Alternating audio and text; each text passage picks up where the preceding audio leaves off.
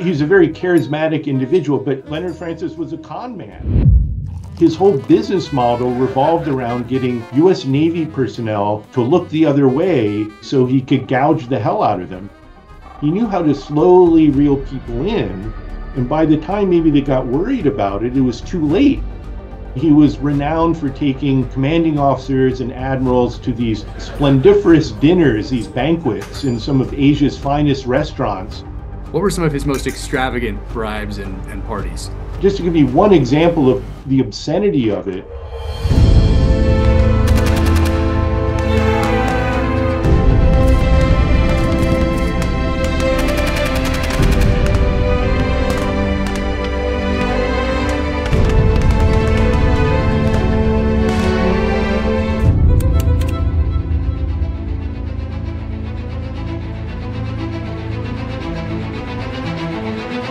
Welcome to the Jack Carr Book Club. The November book of the month was Fat Leonard by Craig Whitlock, and I am joined today by Craig Whitlock, investigative journalist and author. But before we get into that, the December book of the month is The Shadow of War by Jeff Shara, a novel of the Cuban Missile Crisis. You can go to my website, officialjackcarr.com, click on Book Club, and find an independent bookstore where you can get 15% off this book for Jack Carr Book Club members. So get ready for Jeff Shara's The Shadow of War for December.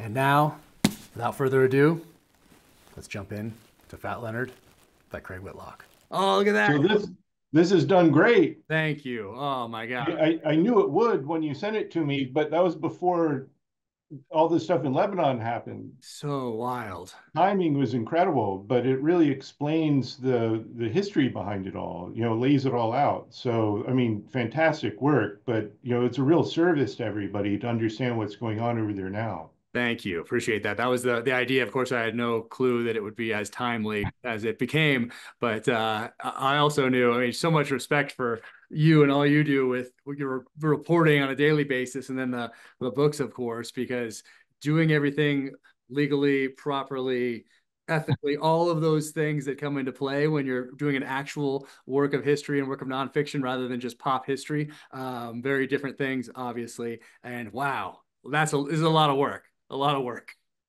I empathize.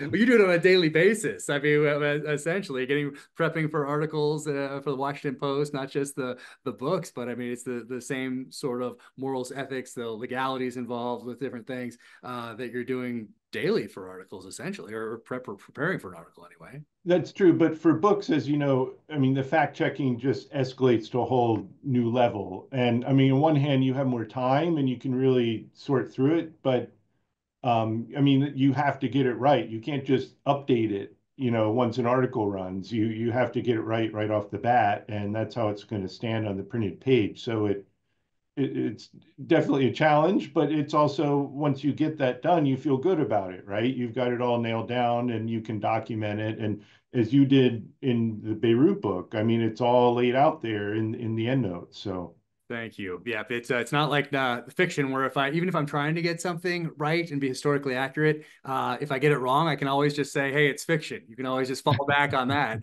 which obviously you can't do with a work of nonfiction, especially one, well, in this case, where people are still around in the middle of legal proceedings, essentially. So that's even more important. And then for a book like Beirut, where you have family members who lost husbands, who lost fathers in that attack, and you have to be so thoughtful and respectful, and that's really at the forefront of during that writing process, just thinking about those families that have essentially been living in October of 1983 all these years later, and even the survivors who have been dealing with the emotional and some physical trauma of that day all these years later.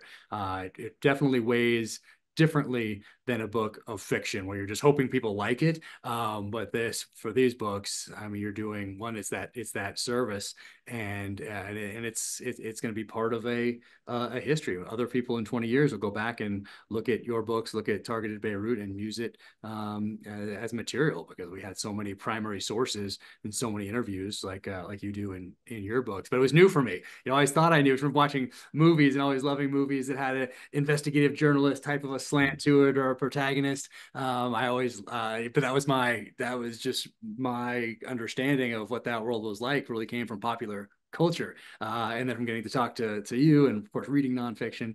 But it's a different world. Well, your care and meticulousness really shone through. I'm sure the families were very appreciative and grateful of that because you are telling their story. But I'm sure it was tough for a lot of them, but I'm sure they're proud of it, right? And proud of how you cast it and proud that you got it right. And I'm, I'm sure you got a lot of great feedback from them. Sure did. And it's the book tour was different. I mean, a lot of my book tours, even the fiction, a lot of people come through and it's very emotional for them, for a lot of veterans. But in this time, it was more so there were veterans of Beirut that came through and some that we interviewed during the book tour on stage. But it's the sons and daughters really of who lost fathers that they never even knew because they were so young, and that was so powerful. And then just the hugs and the tears and the emotions. They brought pictures of their father through, and we all took pictures of holding that, and it was very emotional every single stop. So I was pretty tired after that one because Beirut things were happening, Israel and Lebanon, and so I'm on TV talking about that or on radio talking about that, trying to keep up because during that time in late September, early October, things were happening so fast on the ground. So I had to stay up on all that while at the same time then trying to rush to an event where you were then going to have just emotional outpouring. So it was definitely a little different than the fiction. I'm sure very rewarding too. So It was. It certainly was. But let's get into this. Let's get into Fat Leonard. I have so many questions. I know we're not going to hit them all, and that's okay because I want people to go out there and add this to the library. It's absolutely incredible. If they don't already have it, they should certainly add the Afghanistan Papers. I recommend this book constantly as people ask me about my thoughts on Afghanistan, even on Iraq, military in general. But this is the first book that I recommend to people. I bring it up as often as I possibly can. If people have not read the Afghanistan Papers, well, you were kind enough to do that podcast with me when this book came out a couple of years ago, and this should be in every American's library for sure. Just an incredible piece of work. And before we get to Fat Leonard, what's been since this book came out? What's been some of the, I guess not really feedback, but what have you heard in military intelligence circles, sources, trusted agents, essentially in those circles as you do other reporting? What's been their take on the Afghanistan papers? well, I think fortunately, it really struck a chord with people. I think, people who were involved in the war or served or whatever capacity at some point over 20 years, you know, it rang true to them, and that's the best feedback you can get. But even then, they had their narrow slice of the war that they served in, whether it was from a strategic level or on the ground or as an aid worker in uniform. But it rang true to most folks. A lot of the themes running through the book that they had these nagging doubts that they certainly gave it their service to the war to try and make things work, but they had these nagging doubts that something wasn't quite right, with the plans, with the strategy, with what they were hearing in public from the brass or the White House. And so I think this, particularly after the bungled exit and the end of the war, you know, people wanted to know, the public wanted to know what went wrong in Afghanistan. What happened? This was the war that the whole country was behind when it started, that everybody understood why we had to go to war in Afghanistan after 9/11.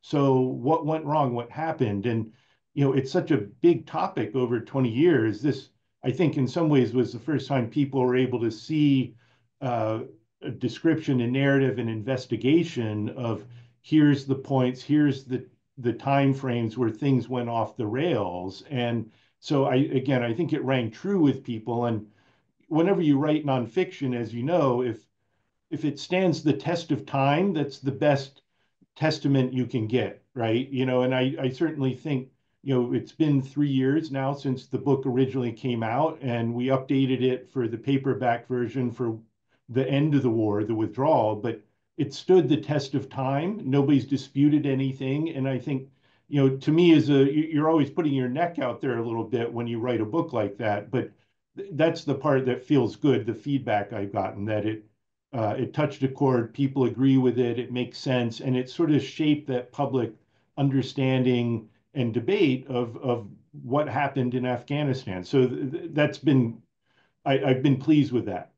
There's are some parallels. They might not be readily apparent for someone at maybe first read or first glance, but there are parallels. And here we're talking a lot about imperial hubris, although personal as well, but certainly imperial, what I like to term imperial hubris here. And then here we have certainly the personal hubris and the egos and the insecurities and but essentially you have similar types of people. This is focused on primarily on the United States Navy. Obviously, over here we have more ground forces, but you have flag level officers and captains and others, colonels, similar types of people rise through the ranks, and everyone is fallible. We're all flawed human beings, and in this case, it's well, you could make the case that there's some criminal decisions in both, but certainly here it plays out in a different way,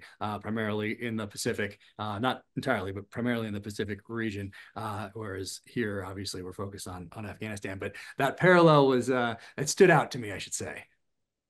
Well, and there is this lack of leadership, a lack of accountability for those in charge. But in the Fat Leonard case, I mean, again, and similar to the Afghanistan papers, a lot of what had happened got swept under the carpet. And this Fat Leonard corruption case was so damning for the Navy and for the people in leadership that the Navy and the Justice Department have tried to keep it quiet, the scope and extent of it. And one of the findings I had in the Fat Leonard book was that 91 admirals, flag officers, had come under investigation for taking gifts or bribes from Fat Leonard over the years. And I mean, that's stunning. 91 flag officers, active duty or retired, over 25 years who were implicated in this. But yet, of all those 91 flag officers, only one went to jail, right? That's it. And that really speaks volumes, I'm sure, to you as someone who served, that the people at the top are often held to different level of accountability than enlisted folks or junior officers. And this is as good of an example of that phrase, different spanks for different ranks. In the Navy, you had the people at the top knew what was going on with Fat Leonard. They were aware of the level of corruption. A lot of them had their hands out. And yet, in the end, only one admiral spent any time in jail. And how rare that is. He was the only admiral to be sentenced to federal prison for civilian crime for something he did while in uniform ever, right? In the whole 250-year history of the US Navy. So it's exceptionally rare, but in this case, this story enabled me to really unpack that, what happened, who was involved, and really shine a light on the extent of this corruption. And I spent more than 10 years working on the reporting on this. And every year, I got more shocked, right? You peel back the onion and there's some other crazy case or something that's almost inexplicable, but, it makes for a really important story, but, there's a lot of drama in there too. Oh yeah, I mean, it could be a movie. If it was a movie and you just labeled it as some sort of a thriller or feature film, and didn't say it was based on actual events, or people would think it was all made up. It's that crazy. But interesting. 91 admirals were investigated. We can look this up later, but I wonder how many admirals we had in World War II. It was our flag officers in general in World War II, because it wasn't as many as we have today, but 91 investigated. That's incredible. And go back to accountability, I mean, different spanks for different ranks. I hadn't heard that before, but I know you'll remember Lieutenant Colonel Paul Yingling, who wrote, I think it was in 2006 or seven, where he wrote, "A general who loses a war gets in, or a private who loses a rifle gets in more trouble than a general who loses a war," or something along those lines. That's pretty close. And he's absolutely right, and it rings true to this day. And we saw that in Afghanistan, nobody got in trouble for losing the war, and in the Fat Leonard case, only one admiral got in trouble. I mean, there were dozens of others who were court-martialed, who spent time in prison, or were found to have committed misconduct by the Navy, but by and large, the flag ranks, the people who knew what was going on. And as you know, Jack, in the Navy, there's always been this tradition and this pride almost that commanding officers in the US Navy are given an enormous amount of latitude and responsibility, right? And this goes back hundreds of years when ships go out to sea for months at a time with no contact back at home. And so they have this unfettered authority to make sure that that they have absolute command, but they also have absolute responsibility that if an enlisted sailor screws something up and the ship runs aground, the commanding officer is held to account, saying that, well, you didn't make sure that that sailor was trained properly. And yet, in this Fat Leonard case, you had all these commanding officers at U.S. 7th Fleet, at Pacific Command, in charge of aircraft carrier strike groups. All these people who they had people on their staffs who leaked classified information to Fat Leonard, who took thousands of dollars in bribes, who took prostitute after prostitute, and yet nobody was held account for these things happening on their staffs or they themselves doing it. And this was this real rupture with how the Navy traditionally has done business and held leaders to account. It's remarkable, and like you said, it was a decade worth of reporting on your part.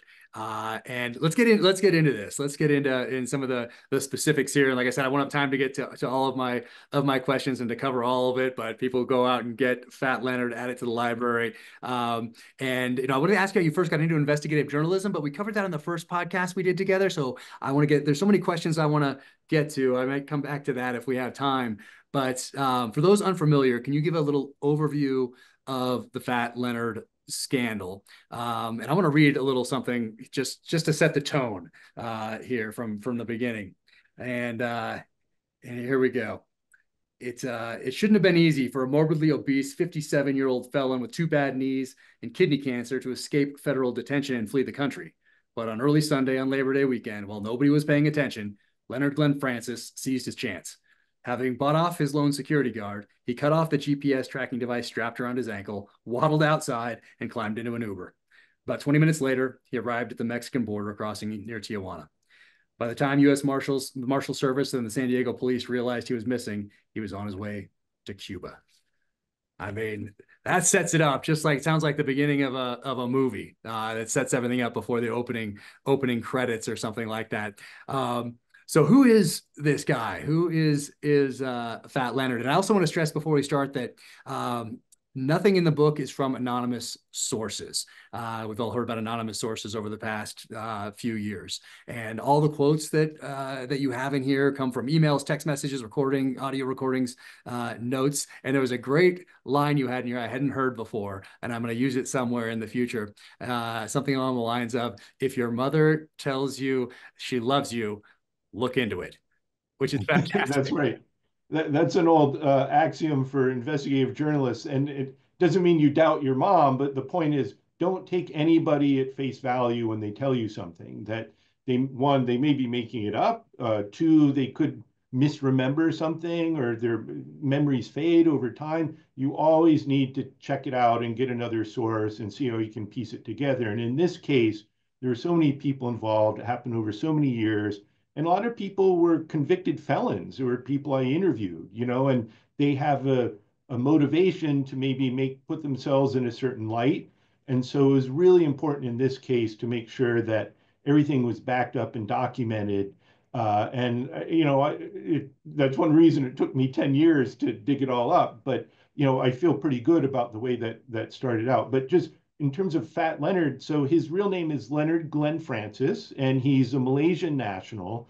And it's a crazy story. He was a Malaysian high school dropout.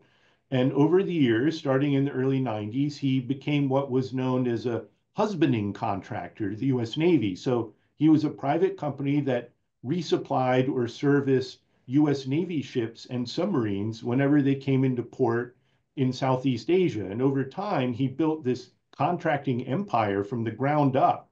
He started just giving cigarettes and water and food to merchant ships or US Navy ships coming into his hometown in Malaysia, Penang, in the Strait of Malacca. But over time, he built this by the time he was arrested, he had $250 million worth of US Navy contracts to resupply ships anytime they pulled into ports from Vladivostok, Russia, to Hong Kong, to Singapore, to Sydney, anywhere in the Asia Pacific. Leonard Francis was US Navy's guy on the ground. He described himself as sort of the Walmart for the US Navy. Whenever they pulled into a foreign port, he was the fixer, the provider. He gave them anything they needed. And this was a very lucrative business for him. But Leonard Francis was a con man. On one hand, he was a very smart businessman, but his whole business model revolved around getting US Navy personnel to look the other way when he billed the Navy so he could gouge the hell out of them. He could overbill the Navy by millions of dollars for a 3 or 4 day port visit. And this formula sounds pretty crude, but it worked. And he earned millions and millions and millions of dollars over 25 years. And the way he got US Navy personnel to look the other way is he would bribe them with favors, or in some cases, cash bribes. There were some people he gave more than, 6 figures in cash bribes, where it was like this old school. He'd stick cash money in an envelope and stuff it in somebody's pocket. He would give them prostitutes, and he was renowned for taking commanding officers and admirals to these splendiferous dinners, these banquets in some of Asia's finest restaurants in again, ports Kuala Lumpur, Jakarta, Tokyo, you name it. Leonard would show them the finest meals in the world, again, to get them to look the other way so he could overbill their ships every time they came into port. And I want to get into it a little bit later. I have some other questions first, but for people listening, it wasn't just about the money. There is a security side to all this as well, with very sensitive classified information that passes hands, and Chinese interest then in this company and what it's essentially learning from the United States Navy. And I want to get into all of that. But the father was interesting to me as well, not necessarily his later days just as a drinker womanizer, but the earlier days with the British. Can you talk a little bit about Fat Leonard's dad? It's hard not to just call him Fat Leonard. I was going to try to just say Mr. Francis or Francis or something, but Fat Leonard is so appropriate. Well, and it is, and just to give you a little more sense of, he's a very charismatic individual, but he was this big guy. He isn't just called Fat Leonard to fat shame him. At one point, he weighed 500 pounds, right? I mean, that's a big guy, and yet he was out there working the ships on port. He got a gastric bypass surgery, a tummy tuck, so he could lose weight. That got him down to about 350 pounds, and he's 6'3". He's about my height. So this was a big guy, but this was his persona. And I think it was one reason why he was so successful as a con man, because people underestimated him, right? He was this big fat guy, and he'd waddle along, and people didn't see him as a potential threat or menace or somebody who might be a threat to national security. They kind of saw him as this jolly fat guy who was always throwing parties. And so they let their guard down around him and kind of underestimated him. They didn't realize what a really clever, smart guy that he was. He was just had a knack for sizing people up and their weaknesses. People, and he would ask people, what's so and so's weakness? What's their vice? Do they drink too much? Are they having marital problems? Are they having money problems? Do they like to smoke cigars? He wanted to know what everybody's vice was, but he was constantly thinking ahead, how can I exploit that? But his weight and his size, I think that led people to underestimate him. If he had been a Chinese national who, in ports like this, people would know to keep their distance. But his name, you mentioned his father, his grandfather was Scottish and had come to Malaysia to work in the rubber plantations. And so Leonard was proud of this Scottish heritage, and that's his Anglo name, Leonard Francis. And he had gone to international schools in Malaysia and Singapore, so he spoke like an American, and he was into American culture, like the Godfather movies he loved, and Fleetwood Mac and Elvis. And so he put the Americans at ease, and they didn't see him as this exotic foreigner, they kind of saw him as one of their own, that he didn't disabuse people if they thought he was an American. But all of that was a secret to his success, why he was so good at infiltrating the US Navy. I mean, he really set up essentially a spy network. I want to talk about that. But tell me about Glenn Marine Enterprises and where you kick things off in the book, essentially with this USS Acadia. Is that how you say it? Port visit That's right. in 1992. One of the officers that is influenced back then goes on to become an admiral, one of the junior officers that's there. But tell me about that. One of those early port visits there. Right, and this was not long after Leonard had started up his business, Glenn Defense Marine Enterprises. And again, he was providing food, supplies, and security if the U.S. Navy ship needed it in port, because they were foreign ports, they weren't necessarily military bases. So he was in charge of giving the Navy whatever it needed. And there was this USS Acadia, was one of the first mixed crew ships with women serving on it after the Persian Gulf War. But Leonard, his business model, again, he knew it was very important to show the supply officers a good time when they're in port, because the supply officers were responsible for paying the bills and ordering what supplies they needed. So he would take people out for these, fancy seafood dinners, and he's very charming. But he also had an eye for which officers were up and comers, were likely to advance through the ranks, and he was in it for the long term, for cultivating relationships. And he did this with the Acadia you mentioned. There was a Lieutenant JG, Michelle Skubik, who was, fresh out of ROTC, and she goes on over the next 30 years, become a three-star admiral. She just, in fact, retired earlier this year as the commander of the Defense Logistics Agency, which is this enormous Pentagon agency. And she, Leonard knew to take her out to dinner, show her a good time. There's a picture of the two of them in the book. And, for Leonard, even if these admirals didn't take a bribe or do something corrupt, just this perception that he knew that would send to the rest of the ranks was that he was friends with the people at the top, friends with the commanding officers, friends with the flag officers. He was an inveterate name dropper. He had this photo wall at his corporate headquarters of him with with dozens and dozens of admirals over the years. So that perception made Leonard look very powerful, like he was a VIP in the Navy. And so that if somebody ever did try and challenge him or his bills, he knew he could squash them, and he wanted to send that message that he had people at the highest ranks of power who were ready to intercede on his behalf. And he was very clever about that. And that influence worked for him over the years. It's so fascinating. And as you know, our CIA does that and picks up and comers in countries all around the world, and military, their version of State Departments, ministries of interior, intelligence agencies, that sort of business, just as other countries and their intelligence services do that to us, try to get in early and get that person as they work their way up the ranks. And he did the exact same thing. I mean, he had the hustle. That is for sure. Can you talk a little bit about how port visits are planned, and so what influence he had in guiding ships or strike groups into the areas where he could essentially exert this influence and make this money?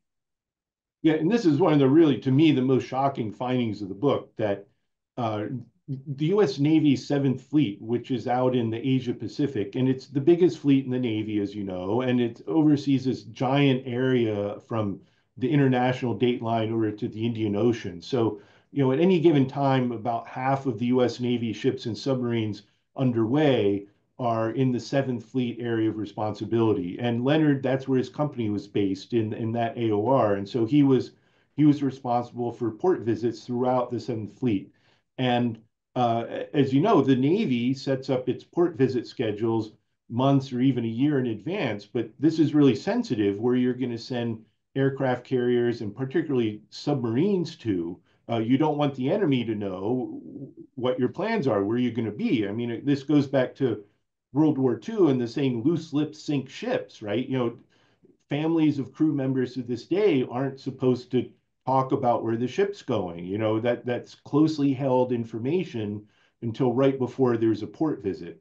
Well, Leonard, for his business, he really wanted to know where the ships were going to be months or even a year in advance, because this gave him a real opportunity and advantage over his competitors, where he could pre-position his tugboats, his cranes, his crews to be ready to supply these ships. So it gave him a real advantage if he could get that sensitive information of the port visit schedule. So he started bribing people for it. And that information is classified. It's not top secret, but it's sensitive information and it's classified. And everybody in the military knows you don't give classified information to a foreigner without a security clearance.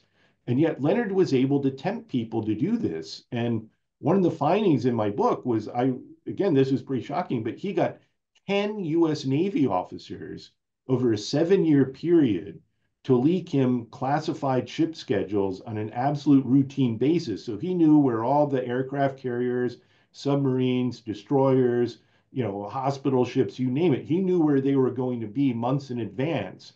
Um, as you highlighted before, this is a real security vulnerability, a threat, because Leonard Francis, he's a Malaysian citizen, but his IT guy is a man of Chinese ethnicity who would play golf with Chinese military officers at the embassy in Singapore, right? So this was not information that Leonard was securing. Undoubtedly, the Chinese could have very easily had access to it. It's unclear to this day if the PLA or the Chinese security services did, but this was just an enormous vulnerability for the US Navy over the years that took them about a decade to plug those leaks. And again, it's just amazing to me, though, that Leonard Francis recruited 10 different Navy officers to leak him this classified information. If he had just gotten one or two to do it, that would have been a scandal. But to personally recruit 10 different Navy officers to leak him military secrets, there's really no parallel for this in modern history, that level of success in terms of espionage by a foreign actor.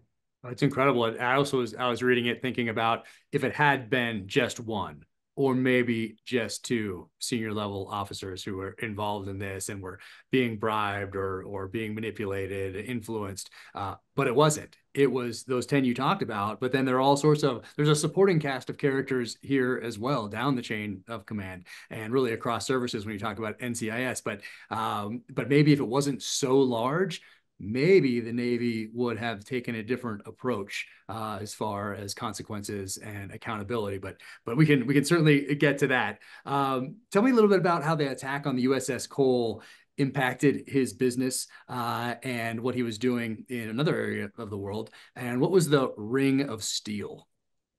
Yeah, so this is a really pivotal moment in Leonard Francis's career in when the USS Cole is attacked by Al Qaeda in Yemen.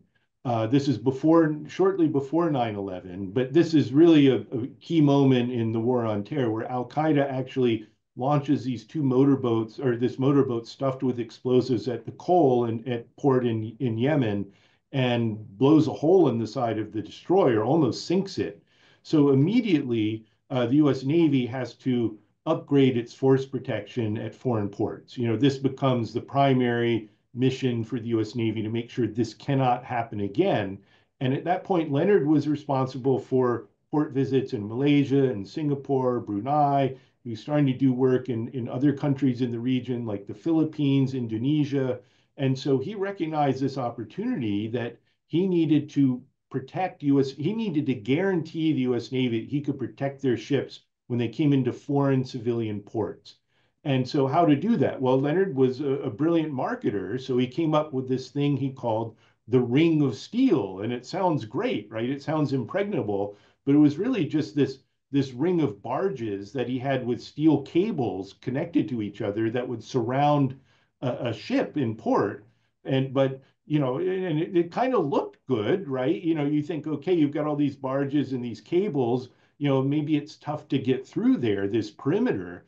Uh, but he marketed, the Ring of Steel sounded great, and he would charge the Navy out the nose for it. He might charge $1 million for it to protect an aircraft carrier for a few days in port.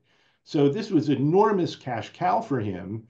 None of his competitors were able to come up with a contraption like that, and he milked it for all it was worth for the better part of a decade. The ironic thing I found in my doing my reporting is the Navy never really tested it out to see if it would work, right? They just kind of accepted what he said at face value that this would protect the ship, but nobody was willing to risk saying, that's not worth it. I don't want to pay it, because they knew what happened to the commanding officer of the Cole. His career came to an end, even though he wasn't really, they couldn't find any fault with that captain of the Cole. But if your ship gets blown up, your career's over. And so every U.S. Navy commanding officer on a ship wanted to pay for that ring of steel. They didn't care what it cost. And so this made Leonard a small fortune, just that one marketing device. Yeah, the Commander Lippold, commander of the USS Cole, actually met me on book tour and facilitated the discussion for Targeted Beirut right outside of Annapolis. And he was wonderful. He was fantastic. And so let's go back then. Just after this, we're moving into now early 2000s. We have a 2003 dinner in Singapore for the Peleliu Strike Group, and then a little later on for the Nimitz Strike Group. Talk to me about some of those dinners. What would happen now that he has developed, Leonard has developed some of these relationships, and now these ships are coming in, or the Advon or the advanced teams are coming in, and in certain cases, and he's wining and dining them. But you point out this dinner in Singapore for the Peleliu Strike Group, and then the Nimitz Strike Group. What were those like? So you would have these strike groups coming back and forth to the Gulf, right? They were going from the West Coast of the United States to the Gulf to help in Iraq and Afghanistan, or they were on their way back after a deployment. So they're stopping in Singapore or Malaysia, where Leonard Francis is kind of the local potentate, and he's resupplying their ships for a few days in port.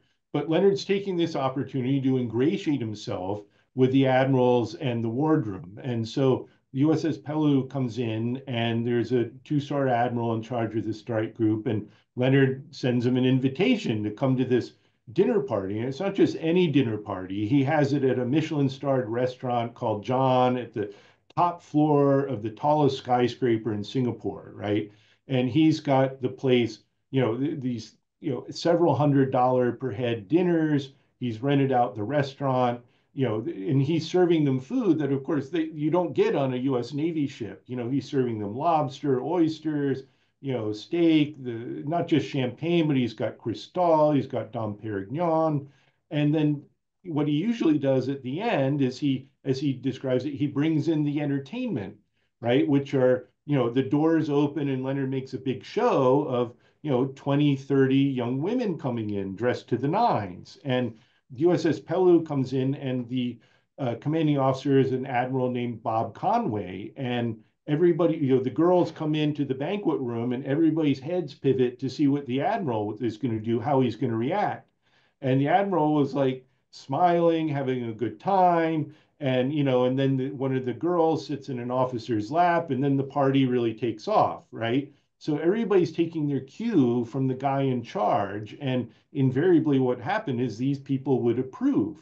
And so in this case, Leonard's just handing out girls left and right. And once it happens a few times, then the inhibitions go by. Then word spreads that, well, Leonard did this. You can imagine people talk about these things, right? So the next ship comes in, the USS Nimitz aircraft carrier strike group comes in, and Leonard does the same thing, and he's providing prostitutes and these great meals, and word spreads from ship to ship, from admiral to admiral, that Leonard's the guy to see when you go into port in Southeast Asia, and he'll show you a good time. And Leonard, again, he milked it for everything it was worth. As a junior enlisted and then junior officer during the same time frame, serving in other parts of the world, wasn't really like this in Iraq and Afghanistan. These guys had a pretty cush job, it seems, when they hit port. Some of them. What were his most extravagant bribes? Ones that you read about, or in these text messages and emails or through interviews? What were some of his most extravagant bribes and parties? Well, the guy he bribed the most was a Navy civilian, a contracting officer in Singapore, a guy named Paul Simpkins. And Simpkins had the authority. He was kind of, senior level bureaucrat, for lack of a better description. Civilian, he had been enlisted in the Air Force for a number of years, but he had contracting authority for these port visit contracts throughout Asia. And Leonard sized him up, realized the guy had a weakness for prostitutes and cigars, and so he took him out for drinks at a hotel bar in Singapore. And Leonard said, "I want some more contracts. What can I do to expand my business to the Philippines and Thailand?" And Simpkins said to him, "Well, what's in it for me?" And Leonard hands over an envelope stuffed with 50 grand in cash, where he's, slips it into his pocket, and that seals the deal.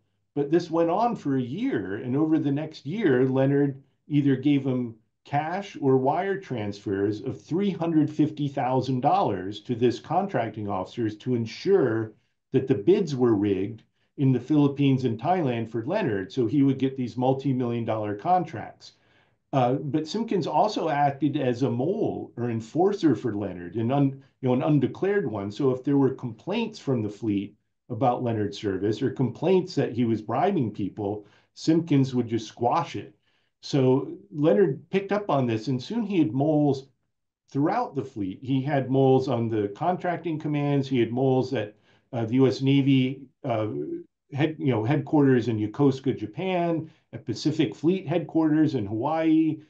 He had people up and down the chain of command who served as his paid moles to let him know what was going on or run interference for his business operations. And he had the place so well wired that this is what made it extraordinarily difficult for federal agents to investigate him and his company, because he was always a step ahead because he had so many confidential informants in uniform working for him. And Simpkins went on to take a federal contracting job at the Justice Department. Is that right? That's right. It's Okay. kind of amazing. He was working for the Justice Department, and but then he wants to come back to Asia, to Singapore, and work for Leonard, right? And Leonard later told U.S. prosecutors that, well, he couldn't trust Simpkins because he knew Simpkins would take bribes, so he thought he was unreliable to hire for himself. So But great. yeah, you would see this time and again. People go on to these very sensitive jobs, and yet they have no compunction about taking bribes from Leonard Francis. Sure, and they're already compromised by another foreign intelligence services. They're open to bribes there. I can only imagine, as you mentioned, you're only dealing with facts throughout this book. You're not making assumptions, and that's what you have to do as a journalist. That's what people have to do if they're in federal law enforcement or local law enforcement, even. But in the world of intelligence, sometimes assumptions are very powerful because you call these other things clues, and they lead you down certain paths. And one of these paths would be that, oh, China was probably at least looking at this. It was so out in the open and so blatant. I would be shocked if they weren't exploiting some of these contacts for their own purposes. Tell me a little bit about the USS Reagan in 2006 and that what he does with them. Yeah, so the USS Ronald Reagan, at that point, it was a new ship. It was a new aircraft carrier, and it was on its way to the Persian Gulf. And the commanding officer was, at that time, a two-star admiral named Mike Miller, who had very well regarded. He had been a pilot. He had worked in the White House, in the National Security Council.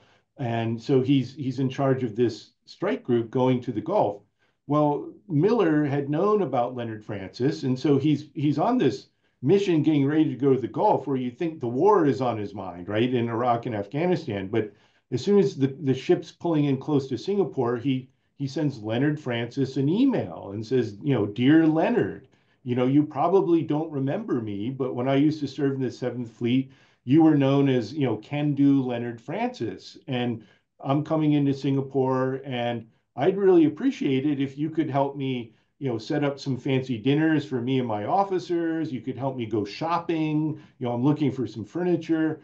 And, Leonard didn't remember the guy, but he later told federal agents that he was so entitled that it was like, he said, a lot of Navy officers might have one hand out looking for a favor or a gift. But he said Admiral Miller had like two hands and two legs out. He was just overextending himself, saying, give me gifts, give me bribes. So Leonard Francis set up three dinners that cost more than $20,000 each for Admiral Miller and the wardroom of the USS Ronald Reagan in Singapore, in Kuala Lumpur, and in Hong Kong. And these dinners were so extravagant that, again, they'd have them on the rooftops of these skyscrapers. The food was the thing you have to remember is the federal gift limit for taking gifts from contractors is $20. And Leonard's throwing these dinners that cost five, six, $700 a head.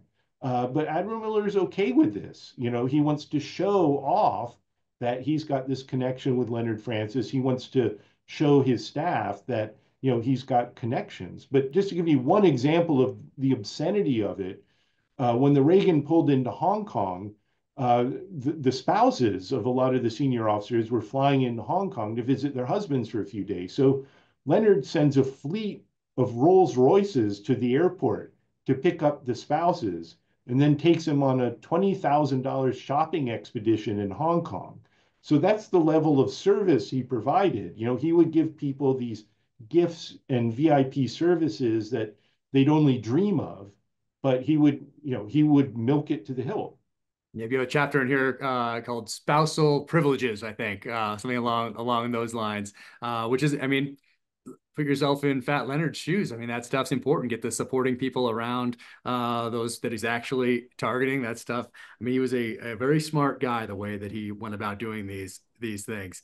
And Sharon, how do you say her last name? Kaur, Kaur. Carr, right? She's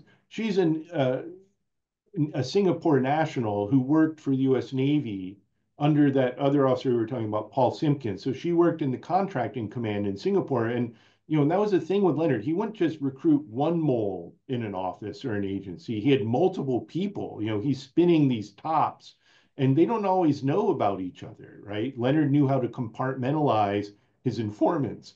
So she was another mole in the contracting command in Singapore.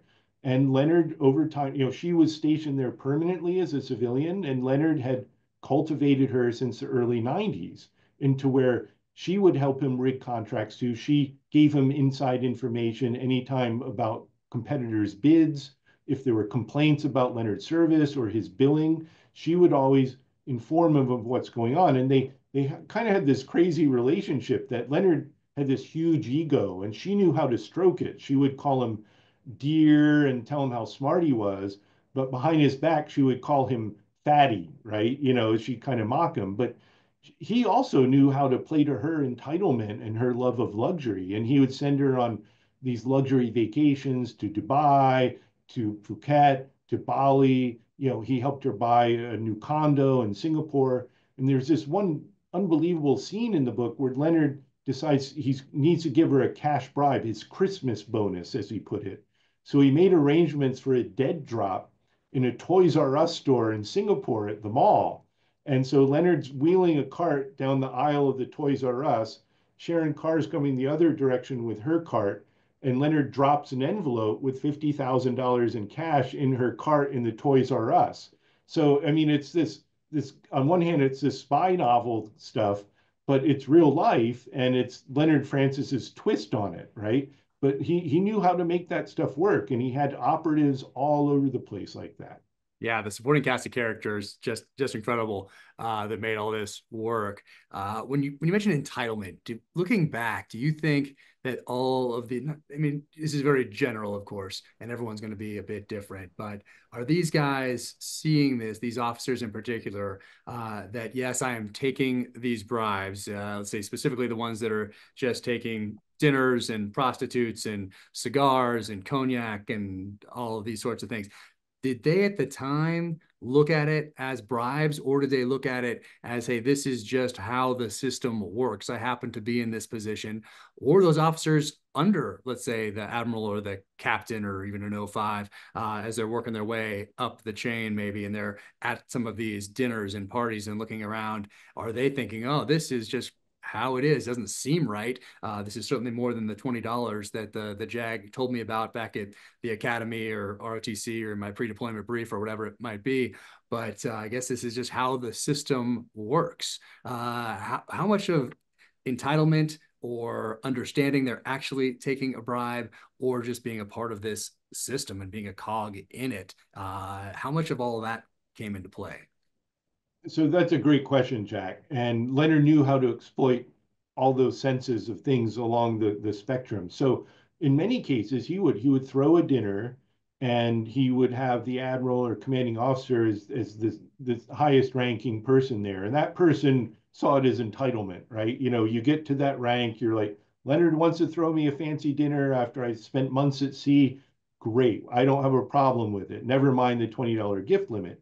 But then everybody else under that commanding officer or admiral, you know, maybe they weren't sure. They said, this doesn't feel right. This doesn't smell right, but the boss says it's okay, so it must be good, you know, or the boss got it cleared from the JAG officer, the ethics advisor, who may or may not really know what's going on. But again, who am I to question if my commanding officer, if he says it's okay, and in fact, he invited me to come, what am I going to do? Lodge a protest? Am I going to report it? You know, they assume that their commanding officer wouldn't lead them astray. So Leonard knew how to take advantage of this because, again, that was why he spent so much time cultivating his relationship with either people at the top or people he knew were up and comers, because he knew everybody else would take their cues from that person.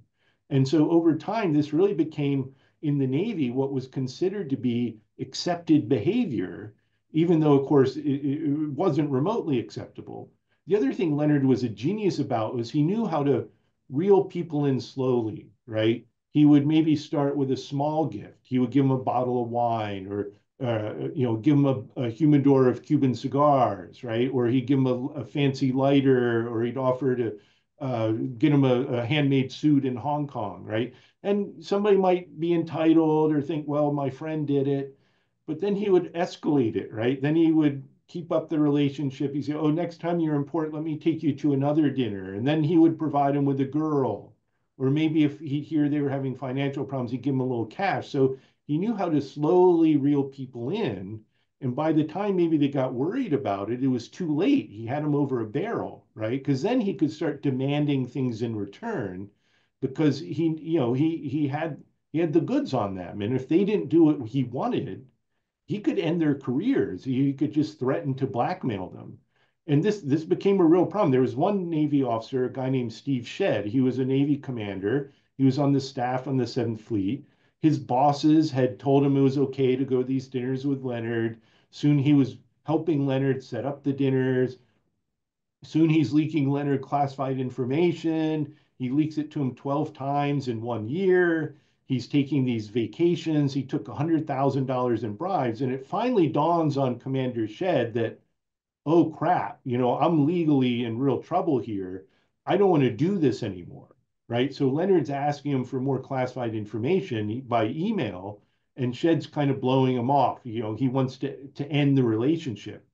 But Leonard's having none of this. He starts barking orders at him and says, you will get me those classified ship schedules by tomorrow.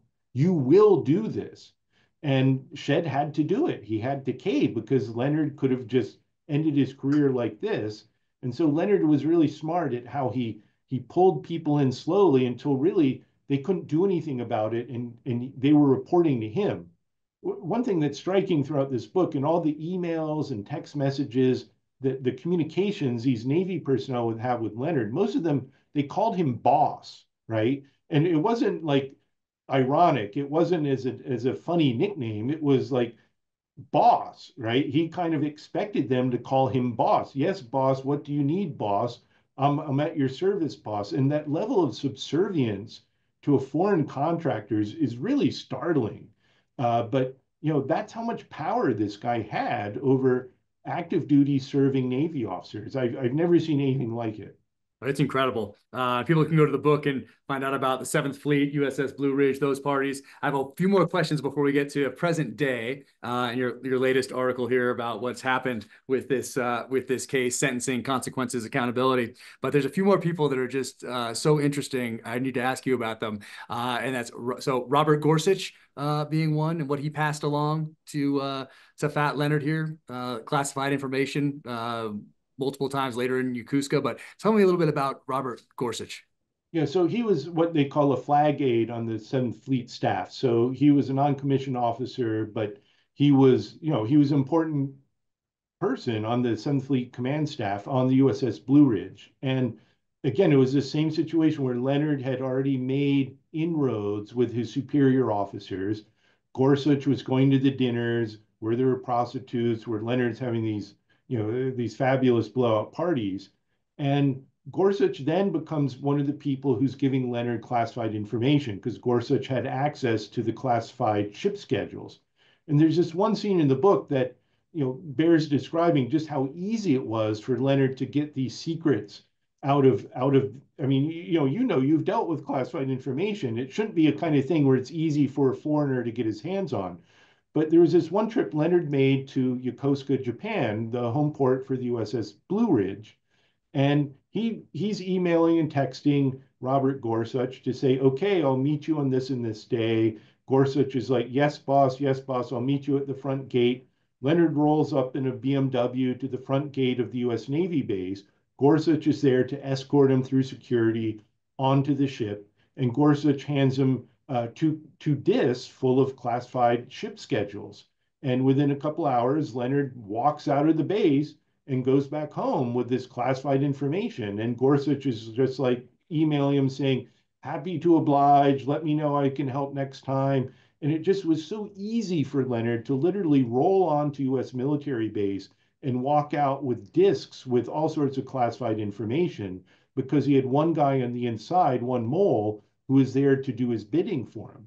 And again, I've never come across a parallel like this with how easy it was for there to be a leak of military secrets and how somebody on the inside paved the way to make it, so simple to happen. And some of this stuff, I mean, if not treason, it certainly borders on treason. I was going to get to this later, but the legal differentiation between treason and what these guys were doing, taking bribes and passing classified information. Let's say if it had been to a Russian or a someone attached to Chinese intelligence more directly, that seems like it falls into the legal category of treason. Though I might be speaking out of turn as I don't know exactly what the more specifics of what would qualify as treason versus something else. But did that come up at all in your reporting? Yeah, so Jack, you're right. If Leonard had been working for a foreign government directly, like the Russians or the Chinese or the North Koreans or any of our adversaries out there in the Asia Pacific, these Navy officers who gave him classified information would have been charged with espionage under the Espionage Act.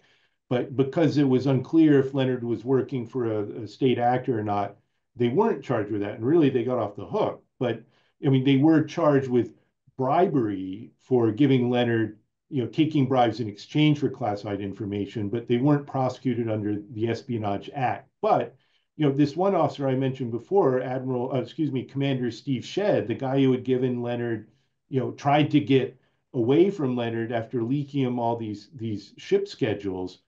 He freely admitted after he was prosecuted in his plea bargain and on the witness stand, he said, yes, I betrayed my country. Essentially, this was treasonous behavior on my part. And there's no question that it was. These people were selling out their country for, a good time, for women, for wine, for cash. It didn't take much in a lot of instances. That's what was another shocking thing, how easy it was for people to hand over military secrets without, for getting kind of tawdry things in return. But again, Leonard would kind of make them think that this was okay, that they were actually helping the Navy by helping Leonard's company. He would argue that this enabled him to provide more efficient service. And so they rationalized it, that it was a win-win, so to speak, even though, of course, they knew in their heart that this was absolutely wrong and against the law.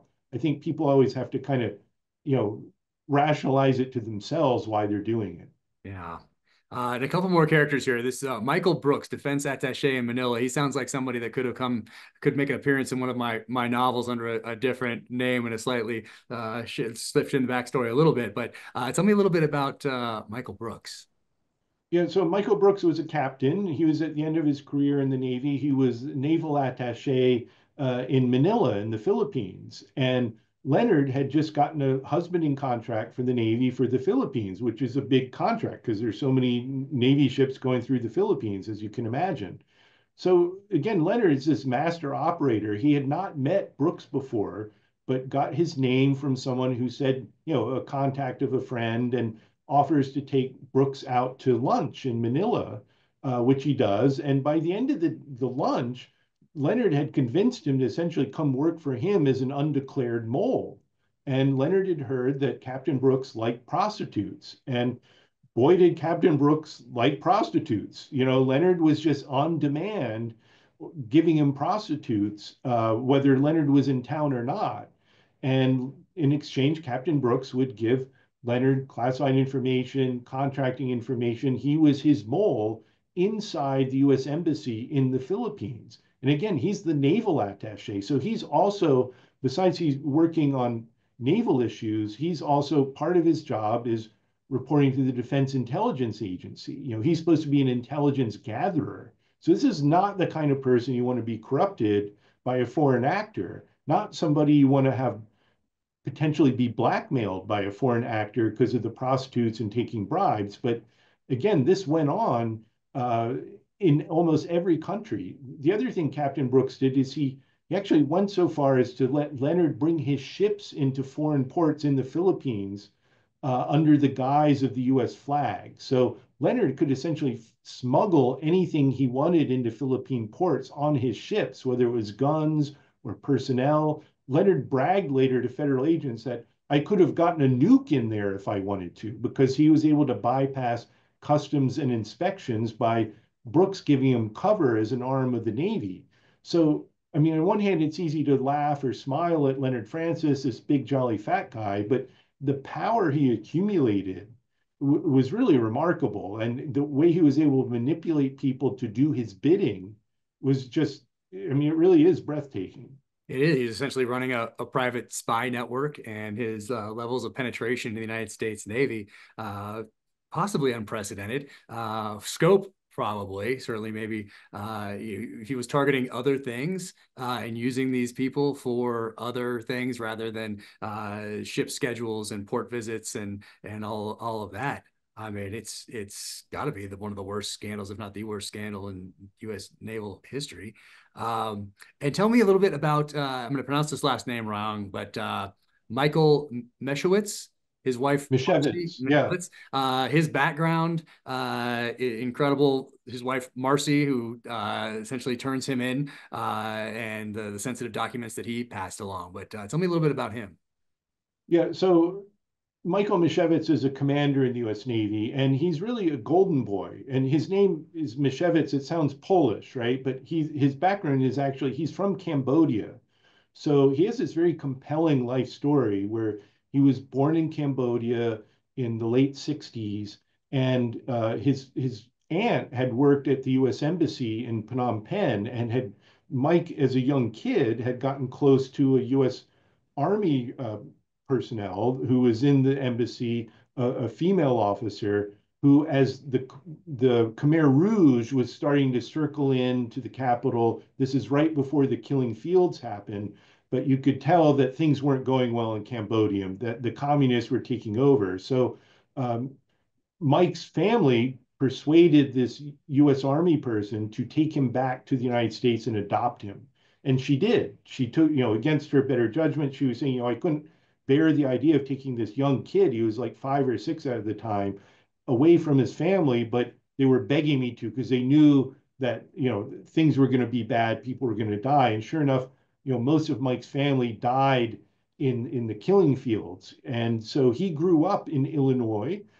He took his adopted mom's last name. She was of Polish heritage, so his name became Mike Mishevitz. And it was this very all-American story. It was this, he became, he grew up in the heartland. He played football, he played basketball, and he went to the U.S. Naval Academy. And he was considered a star in the U.S. Navy. And in 2011, he made this triumphant return to his native country, Cambodia, as the commanding officer of the USS Mustin, a destroyer. And the Navy played this up from a public relations standpoint, as you can imagine, and rightfully so, right? Here's a kid who was saved by an American service member from the killing fields. Only in America could you grow up, go to the Naval Academy, then return to your old country as a commanding officer of a U.S. warship. So he was a guy who was on the rise in the Navy. A lot of people pegged him to become an admiral. Well, guess whose sights he got in? Leonard Francis had spied the guy, and it's made these real inroads with him. I think, frankly, he saw him as a bit of a misfit, somebody who, wasn't quite sure about his background, his ethnicity, where he fit in. He felt a bit like an outsider, and Leonard sympathized with that, and he gained his trust and found out his vices, that he had a troubled marriage, he liked prostitutes, he was perpetually short on cash. So pretty short order, Leonard Francis has him working for him as a mole and leaking him classified information. Now, Mishevitz's wife did find out that he was palling around with Leonard Francis, got very concerned about it, reported him to NCIS, and this ultimately helped trigger Leonard's downfall and Mishevitz's downfall as well. But he was one of the officers who spent several years in prison after he was convicted for leaking classified information and taking bribes. But the story is that Leonard wasn't just going after disgruntled people or people who were eager to sell out their country. Here was an officer who was held up as a golden boy of the Seventh Fleet, somebody who was destined to become an admiral, and yet who had everything going for him. And yet Leonard was able to recruit those people too and turn them, which really, again, in terms of intelligence and espionage, really says a lot about Leonard's capabilities. It really does. And also how he was able to thwart, is it 27 criminal investigations? Tell me about how he was able to do that, about what you learned about NCIS and one person in particular, John Bellevue Jr. Is that how you say it? That's right. That's right. So this is frankly one of Leonard's biggest accomplishments, was that he also infiltrated NCIS, the Naval Criminal Investigative Service, which everybody's heard of from the TV show. But these are the law enforcement agency for the Navy, and they And have full officers. disclosure here, people know how I feel about NCIS if they've read my novels. But if they've read, they know, because yeah, some of that background might be how I feel about them. But anyway, please continue. Well, in this case, NCIS had personnel throughout Southeast Asia. They had their own field offices there. They were on ships, and they needed Leonard Francis, right? He was giving them information because he knew what was going on in port better than they did in terms of security, in terms of who's who. So Leonard knew how to play this game, how to trade information. And so, on one hand, Leonard became a vital informant to NCIS. In response, NCIS was very reluctant to investigate Leonard or his company. One of the findings in my reporting is that over 10 years, NCIS opened and closed 27 different criminal investigations into Leonard's company. So they were getting all sorts of complaints about Leonard overbilling the Navy, about Leonard defrauding the Navy, about Leonard, maybe doing some hinky stuff with classified information. They were aware of all this, but each time they would open an investigation and close it down. And the pattern clearly says that they didn't want to jeopardize Leonard as a source. And the best example of this is that Leonard actually did have an NCIS agent on his payroll. The special agent you mentioned, a guy named John Bellevue. And again, he wasn't a disgruntled agent. He was a special agent of the year for NCIS in 2010. So this was, again, a golden boy who was seen to have a very rewarding career ahead of him. But he also had some vulnerabilities that Leonard had picked up on. The guy was depressed, he drank too much, he was kind of a loner, and Leonard became his friend, and he would bring him prostitutes, he would spend time with him, kind of became his therapist almost.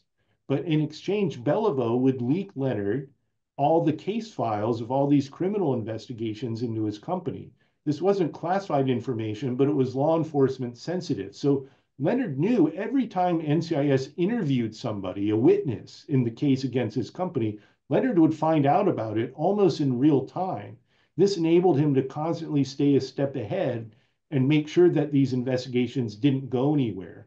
And Bellevue was one of the people that really made that happen until the very end, when Leonard did get arrested in 2013, along with Bellevue. That kind of blew the lid off the whole case. But this is one reason why Leonard was able to get away with all this criminal activity for as long as he did, because it wasn't just that he corrupted Navy officers, he corrupted NCIS, a federal law enforcement agency. Yeah, incredible. And I want to get to his how everything comes crashing down here, but people can go to the book and find out about Annapolis in September of 2011, I think it was, where he goes to, I believe, a change of command ceremony there. More on the spousal privileges in here. But just as we get to that, how he is eventually caught here and brings us back to that first paragraph that I read about him, then skirting his confinement essentially. Who is Jeffrey? Is it Breslau, the public affairs officer? That's right. So Jeff Breslau is a public affairs officer. He's a captain, so a high-ranking officer in the Navy at Pacific Fleet. And he's another guy on Leonard's payroll. Leonard's literally got him on his payroll, paying him $60,000 to moonlight for his company as a public relations advisor, right? So Breslau is on active duty in the Navy. You're not supposed to be moonlighting for a federal contractor, but he was, and he kept it quiet. But again, Leonard just had this way. He knew how to lure people into his wake. And Breslau would advise Leonard on how to deal with admirals. You know, he would know how to talk to admirals, how to craft emails. And Leonard was constantly trying to squash various investigations or threats to his company from within the Navy. And Breslau was his inside advisor along those lines. So he was one of multiple people who got swept up and arrested around the same time Leonard did. But you know, he was again, he had moles everywhere. This is at Pacific Fleet headquarters in Hawaii. You know, he had somebody in NCIS. He had people in Navy intelligence on the Seventh Fleet staff. He had people in Annapolis telling him what was going on. He had the Navy very well wired. So it was almost a miracle that he was arrested in 2013 because he knew what was going on. He had a step ahead of everybody. But that's the extent of his infiltration of the Navy. And one guy close to the top here, Rear Admiral Robert Gilbido. Is that how you say it? What? Gilbo, that's right. And this is the one admiral who went to jail, right? And this actually, there's this parallel with Afghanistan, but Gilbo is serving in Afghanistan in charge of the retrograde in terms of pulling out supplies and troops from Afghanistan in 2013. But he had been a close friend of Leonard's for almost 20 years and had taken prostitutes, bribes, you name it, had this long relationship with him.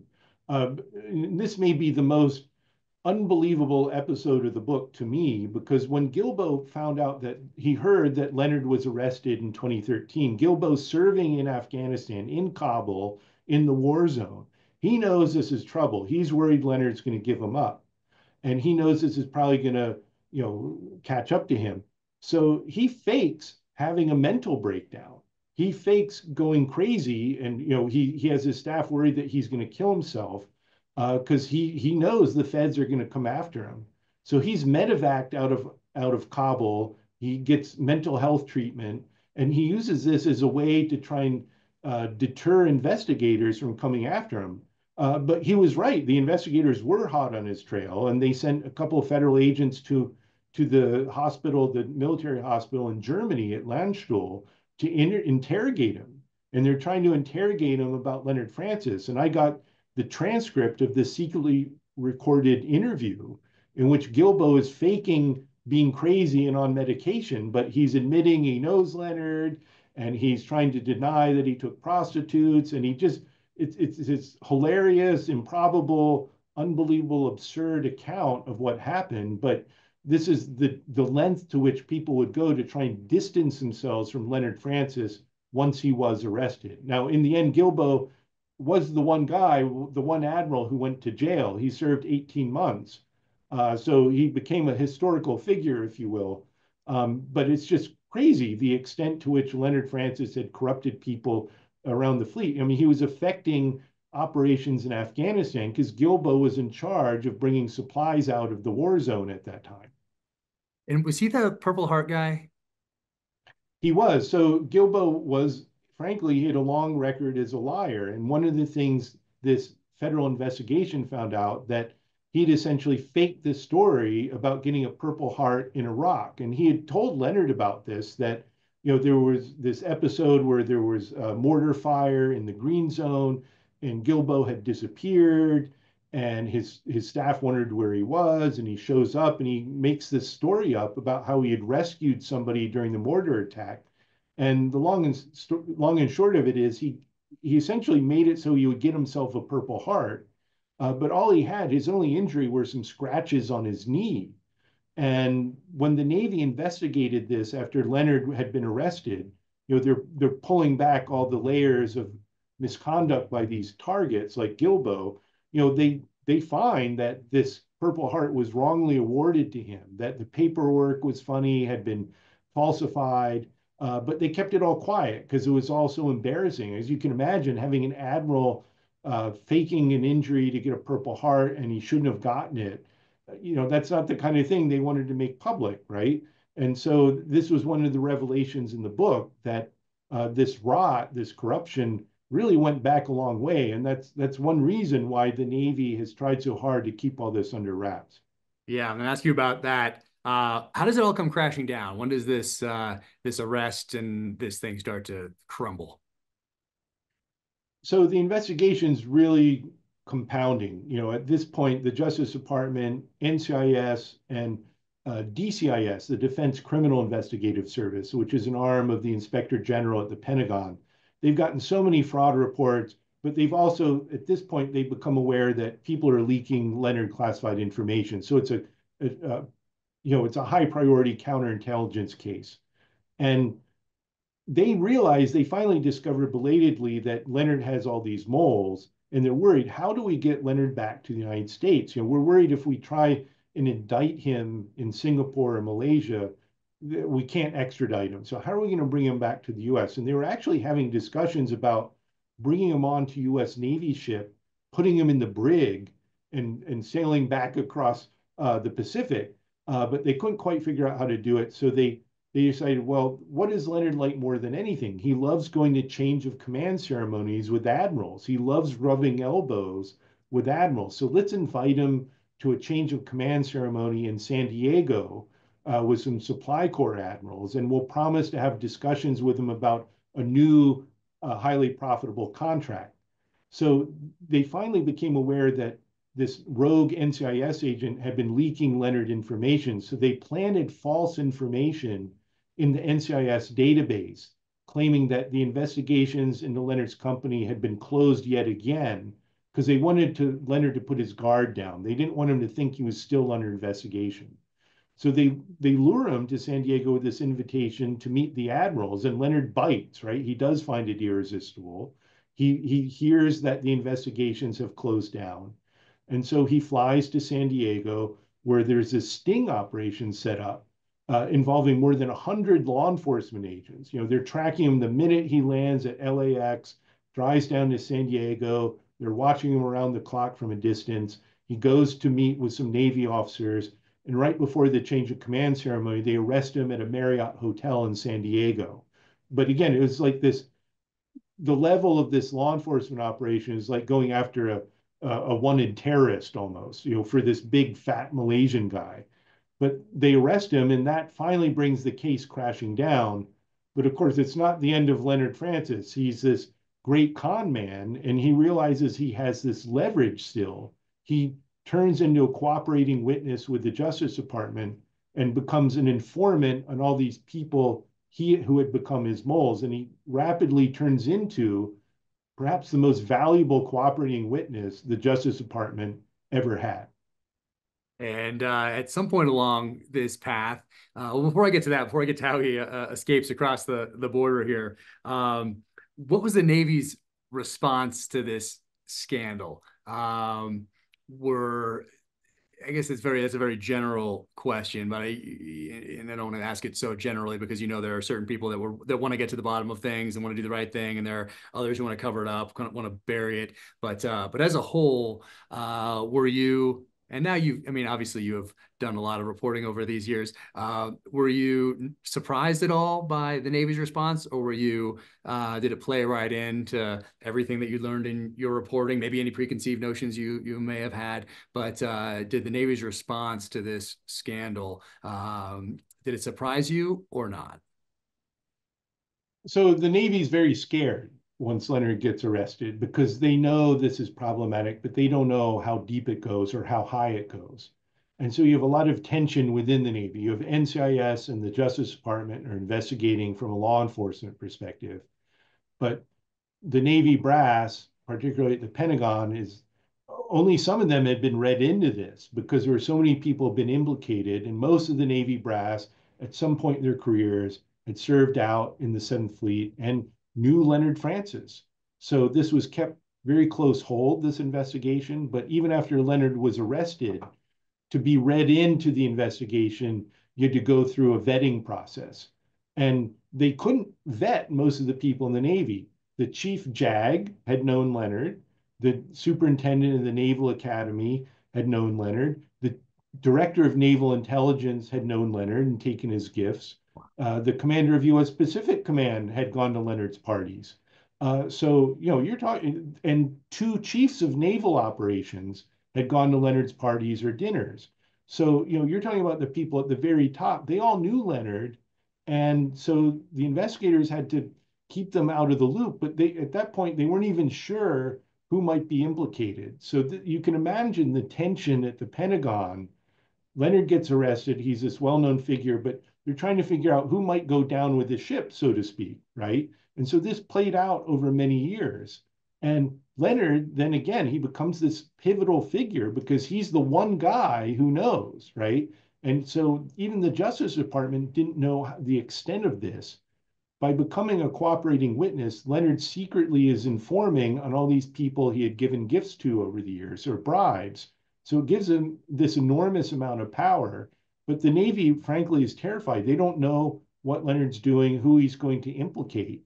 And so the Navy, from a public perspective, really shuts down any release of information. This is one reason why it took me 10 years to get to the bottom of things with reporting this book, because the Navy didn't want to talk about it. It was too big. There were too many people involved. It was too embarrassing. And it ended a lot of careers, whether resulting in people getting charged with crimes or court-martialed, or people just quietly coming to their end of their careers and the Navy never disclosing it. So it was ultimately, by the end, there were nearly 1,000 people came under investigation. That's an enormous amount in a corruption case. I mean, but 1,000 people, about 700 of them had served in the Navy. It just, you can imagine the paralysis that caused on the institution for the better part of a decade. Those are huge numbers. Interesting. This conversation will do nothing to endear me to Navy leadership, who did not want to support the filming of The Terminalist. As you know, they have a liaison in Hollywood, and sometimes they support certain films and television shows and that sort of a thing.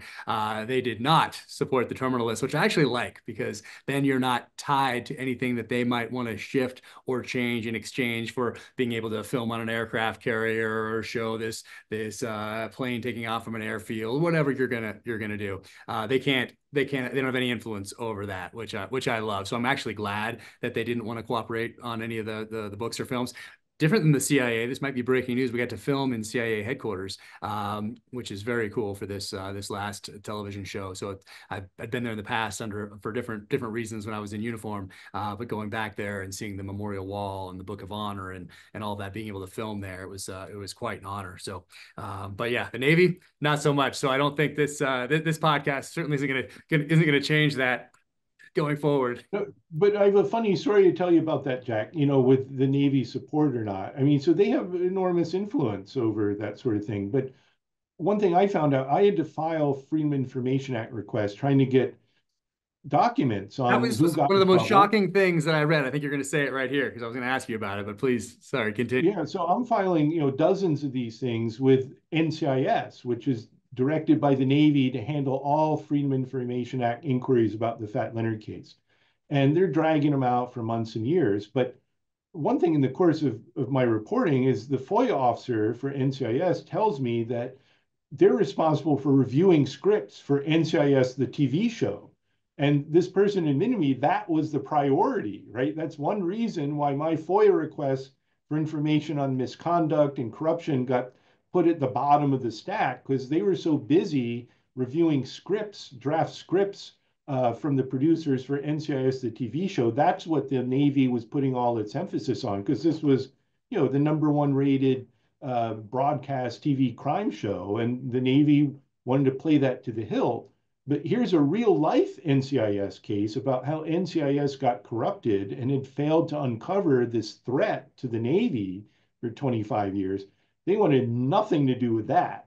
And so to this day, the Navy doesn't want to talk about this. They gave exactly one press conference after Leonard was arrested, the Secretary of the Navy at the Pentagon, and promised to be transparent about this case and transparent about how they investigated it, and did the exact opposite. That was the last time they talked publicly about it from the podium. And to this day, the Navy, they don't deny anything in the book, but this is a taboo subject in the Navy because it's so painful. But in terms of, sure, NCIS, a TV show, they're happy to do that. But other projects that they can't control, it's a different story.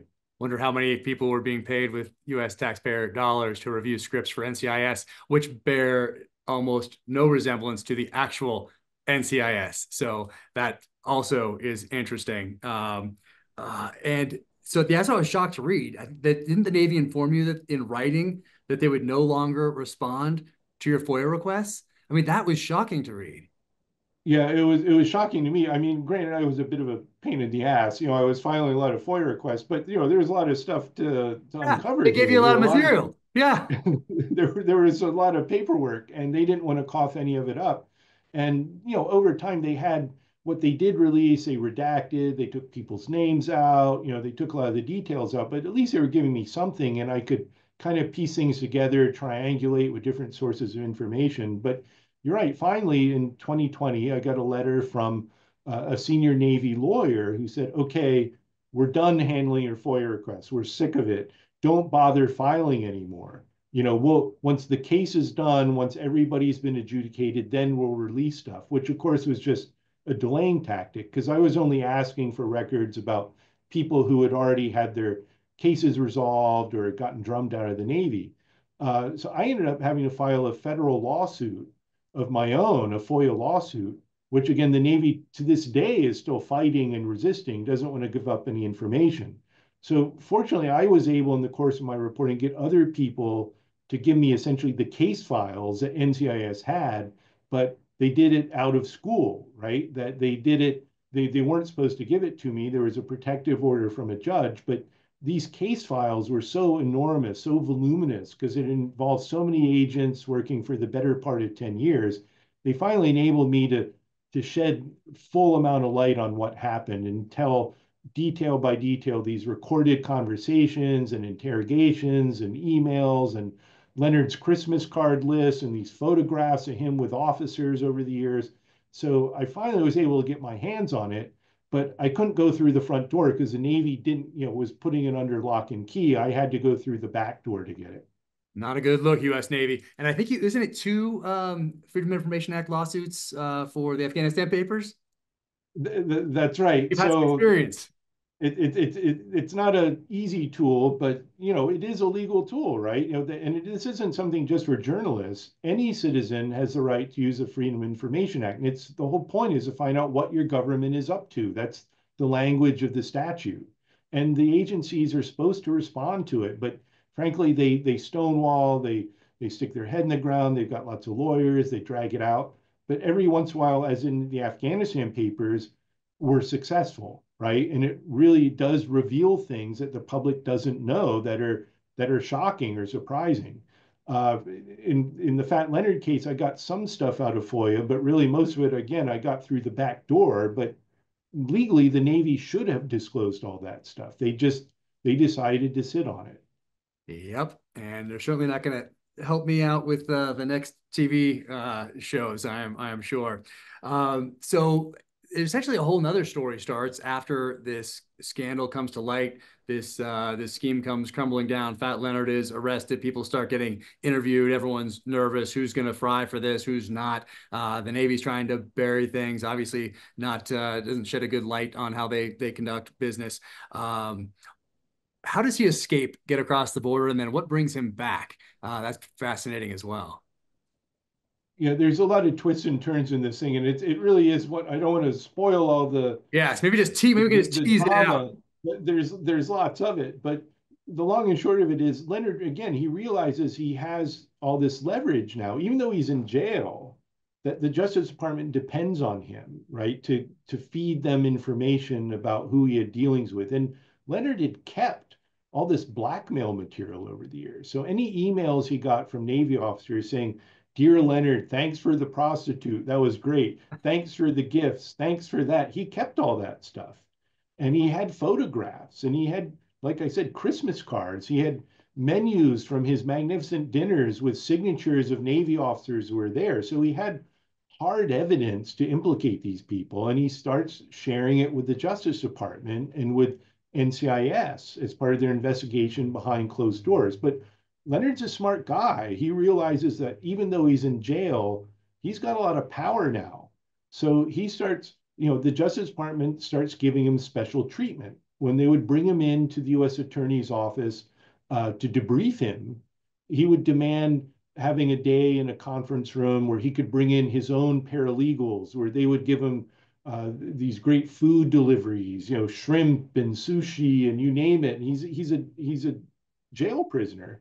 They were giving him manicures and pedicures. He was dyeing his hair in the U.S. Attorney's sink. This is things you just don't do with federal prisoners. But Leonard wanted all these luxuries, these concessions, because he was such a valuable informant.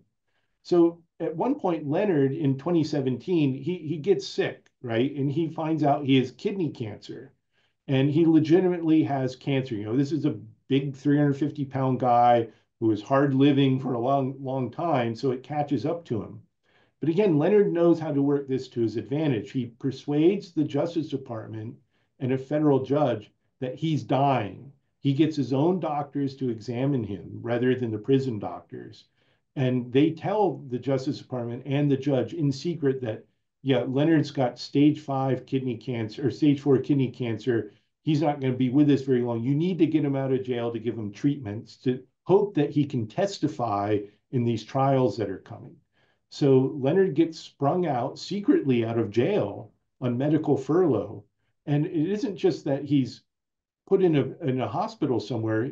He sets it up with the judge's approval that he's living in an apartment. First, it's a townhouse. Then he's living in a $7,000 a month mansion, right? With his own doctors, his own security guards, his own servants that he's all paying for with money he stole from the Navy. And the Justice Department is letting him do this because he's such a valuable witness. So long story short, in the end, Leonard he's getting ready to finally be sentenced in 2022, almost 9 years after he's arrested. And Leonard had been living pretty well on house arrest, so he doesn't want to go back to jail. So Leonard decides he's going to make a run for it. And nobody's watching. He's supposed to be wearing one of those ankle bracelets that with a GPS transmitter. And he knows that people aren't really paying attention to him. Maybe they underestimate him. Where's the big fat sick guy going to go, right? So over Labor Day weekend in 2022, he cuts off the ankle bracelet with a big pair of tin snips, stuffs the snipped up bracelet in a ice cooler to make it look like he was in the shower or gone swimming or something, calls an Uber and is in Tijuana in 15 minutes from his mansion in San Diego. By the time the Justice Department and the courts figured out he had flown the coop several hours later, he was on his way to first Cuba, and then he's on his way to Venezuela. And he's looking for a place on the fly that won't extradite him back to the United States. And he almost gets free, right? But then the Venezuelans arrest him a few weeks later on an Interpol notice. Now, Venezuela had an extradition agreement with the United States, but there's very hostile relations between the government of President Nicolas Maduro and the United States. So the U.S. didn't even recognize that government at that point. So they kept Leonard under arrest, but they were trying to use him as trade bait for some prisoners in the U.S. who were Venezuelan cronies of the Venezuelan president. Long story short, they finally work out a prisoner swap with the White House. It was back in 2023 in Christmas. And so Leonard finally comes back to the United States. But again, he had conned a federal judge, conned the Justice Department into thinking he was dying of cancer. and he flees to another country. He almost got loose. He was trying to go to Russia and almost got there, but they were able to bring him back. Wow. And bringing us up to today then. So this book came out a few months ago, and we had some court proceedings here over the last few months, and some here very recently. But you write that Francis normally would be expected to receive a prison term of between about 17 and a half to 22 years for his crimes, court papers show. So what's the status of Fat Leonard today? So Leonard has his sentencing on, of all days, November 5th, election day in the United States, right? This is a good day if you want to bury bad news, Oh. do it on election day. Oh, So you know, in Israel, they fired the defense minister on the same day for that that reason. I that believe I would yeah, so guess. the eyes of the world are on the presidential election, not on Fat Leonard. And so Leonard had actually worked a new plea deal with the Justice Department where he hoped he would get out of prison in as little as one more year, which is kind of striking considering that the White House had to engineer this prisoner swap and give up some bad guys back to Venezuela. Um, but by the time he got to court, the judge was having none of it, right? He had already made this federal judge look very foolish by tricking her into thinking he was dying and then escaping to Venezuela. So she dropped the hammer on him. She gave him a 15-year prison sentence. Now, that's a little deceptive because Leonard's already served about half that time that he'll get credit for. He'll get another 15% for early release credit. So right now, it looks like he might have to serve another 6 or 7 years, but that's much more than Leonard had anticipated. But as always, Leonard always has another card up his sleeve. When he had negotiated a plea deal with the Justice Department for his escape and all his other crimes, there's a clause in there that says if he's sentenced to more than 13 years, he can appeal it. So he's able to appeal this now, and I think he's deciding how to do that to try and get another judge to give him a lighter sentence. We'll see what happens. I don't know what his odds are, but one thing I learned over 10 years of reporting on Leonard Francis is you can never underestimate the guy.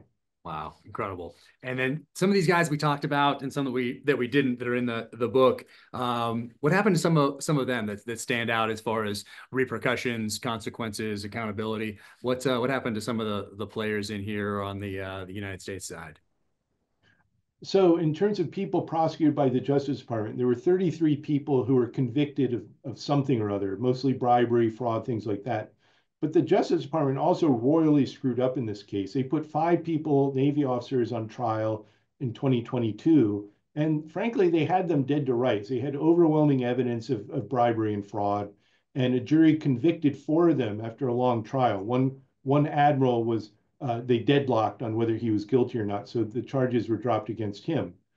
But then the defense lawyers discovered that the prosecutors had committed misconduct by not turning over some interviews and exculpatory evidence. And in our federal system of justice, that's a huge no-no. So even though this probably didn't change the basic facts of the case, the defense lawyers were able to get the convictions tossed out.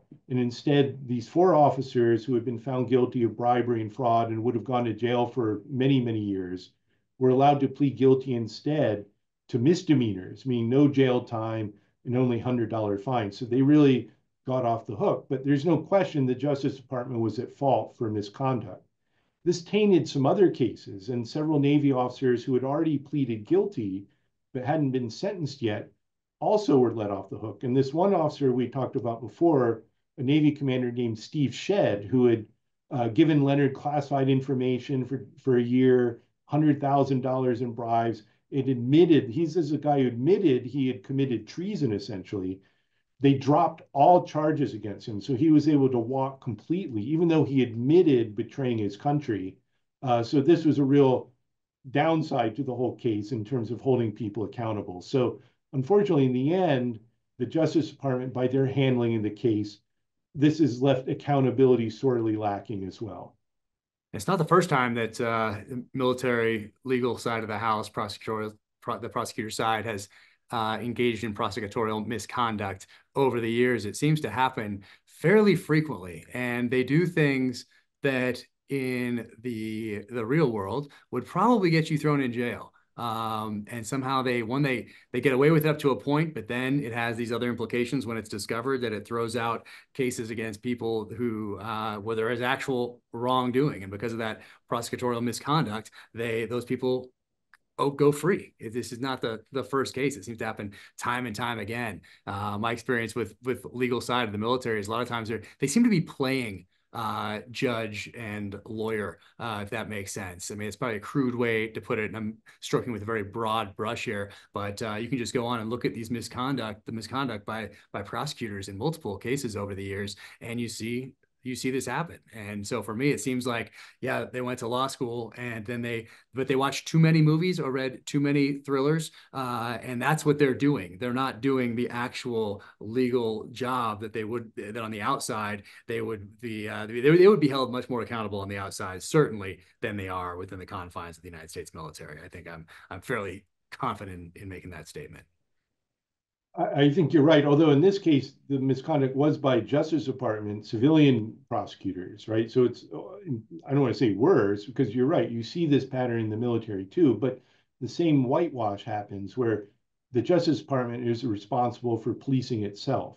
So there's complaints about the misconduct. A judge called it flagrant and outrageous misconduct. Wow. But in the end, nothing happens to the prosecutors. They get removed from the case, but there's no sanctions, there's no disbarment, there's nothing like that. It's, the Justice Department says, yeah, we did a review and we didn't take any action. Or if we did, we wouldn't tell you anyway. So it's one of those deals where there's no accountability for what happened. Oh, that's And the amazing. judge at Leonard's sentencing said very specifically, said, the Justice Department still hasn't given us a full and clear accounting of how Leonard Francis escaped. How could this happen? This very valuable prisoner, how could he just literally waddle out of here and call an Uber, right? Wow. But again, the Justice Department and the federal judiciary, they say they conducted reviews, but have never made it public. So we may never know the findings of what they did. So interesting. So it does happen on both sides, and incredible. So as I wrap up here, and thank you so much for all this time, I sincerely appreciate it. I always love talking to you, and always excited about to read your next article in the Post, or looking forward to whatever you're going to work on next as far as a book goes. But as you did all this research, how disappointed were you in the United States Navy, in the government in general, I guess? Or do you keep these things separate? Do you still have respect for these institutions, because people stand up to hold the line, and there are certain elements, just like in any profession, any industry, that are going to do things like this. There are essentially bad apples in every industry, obviously. But do you keep those things separate, or how did it taint your vision of the United States Navy or the military in general?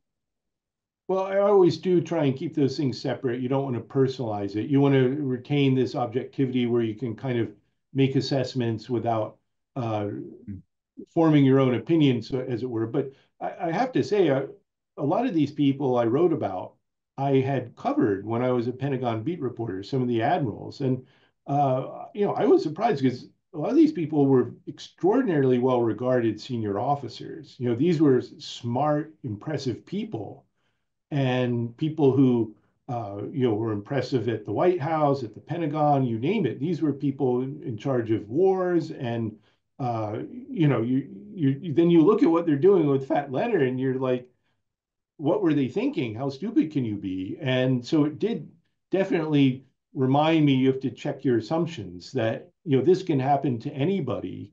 And in this case, clearly the Navy had a cultural and leadership problem that wasn't just a few bad apples, that this went far beyond. And this is one reason why I wrote this book, is I think because the Navy never came clean about the scope of it, there was a need to examine, not just for posterity, but to learn lessons from it. So something like this can't happen again. So what was wrong with the Navy's leadership culture? Because, I've always had extraordinary admiration for the U.S. Navy, that the standards that the vast, vast majority of U.S. Navy officers and enlisted personnel uphold are, you can't help but feel good about all that. These are smart, dedicated people who serve their country. So how did a scandal like this happen with the best of the best? And that's a lesson that the country needs to learn. It isn't just the Navy that this could happen with. This could happen with other military branches or other institutions. And I think there's a need to understand how someone like Leonard Francis was able to infiltrate them and go undetected for as long as he did. That's why I think this story is worth telling in full. But yeah, I try and keep it separate personal feelings. But those are really good questions you bring up about the Navy. Was it a few bad apples? Was it something more? How could it happen? What does this say about the institution? How do you prevent it from happening again? Unfortunately, the Navy hasn't had to want to have any sort of introspective assessment, lessons learned, after action report, anything like that. I think it's just too painful, and there are too many people at the top involved. Maybe this book can start that conversation, but maybe it'll just take some time. But there's parallels with Afghanistan like that, right? What went wrong in Afghanistan? It's such a sore, sensitive subject that there's a reluctance by people in power to deal with it. I mean, essentially, it disappeared after August of 2021. I shouldn't say disappeared. It fell off the front page, essentially, after that, unfortunately. But amazing work here. Obviously, incredible work with the Afghanistan Papers as well. I hope everyone picks up both, reads both, gifts both.